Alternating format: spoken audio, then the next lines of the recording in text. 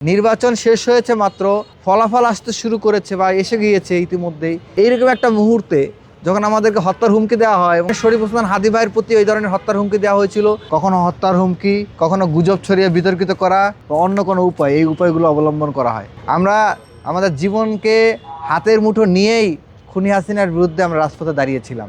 যখন যে পরিস্থিতি উদ্ভব হয়, যারাই কিছু কথা বলার চেষ্টা করে তাদেরকেই থামিয়ে দেওয়ার জন্য, দমিয়ে দেওয়ার জন্য বিভিন্ন ধরনের পন্থার আশ্রয় নেওয়া হয়।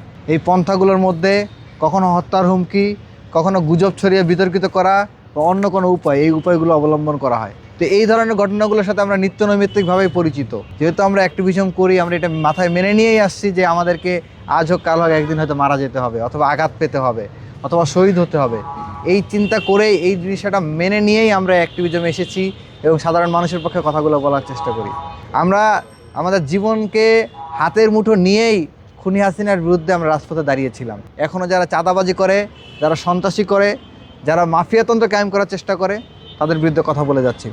নির্বাচন শেষ হয়েছে মাত্র, ফলাফল আসতে শুরু করেছে বা এসে গিয়েছে ইতিমধ্যেই। এইরকম একটা মুহূর্তে গভীর রাতে, রাত 1:38-এর দিকে, আপনারা জানেন তখন প্রথম সারির গণমাধ্যমগুলো ইতিমধ্যেই নিউজ করে ফেলেছে যে একটি নির্দিষ্ট রাজনৈতিক দল 200+ মার্জিন নিয়ে, আসনের মার্জিন নিয়ে ক্ষমতা আসতে যাচ্ছে।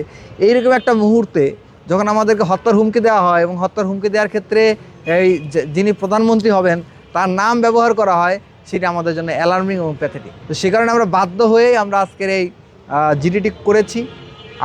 আমরা জানি না কতটুকু কী করতে পারবে। আপনারা জানেন শরীফ ওসমান হাদী ভাইয়ের প্রতি ওই ধরনের হত্যার হুমকি দেওয়া হয়েছিল। তাকেও মেরে ফেলার জন্য বারংবার হত্যার হুমকি দেওয়া হয়েছিল, বিদেশি নাম্বার থেকে, দেশি নাম্বার থেকে, বিভিন্নভাবে, এবং কি প্রকাশ্য ঘোষণা দেওয়া হত্যার হুমকি দেওয়া হয়েছিল। এবং তাদের বিরুদ্ধে শরীফ ওসমান হাদী ভাই থানায় জিডি পর্যন্ত করেছিলেন, কিন্তু কোনো পদক্ষেপ গ্রহণ করা হয় নাই।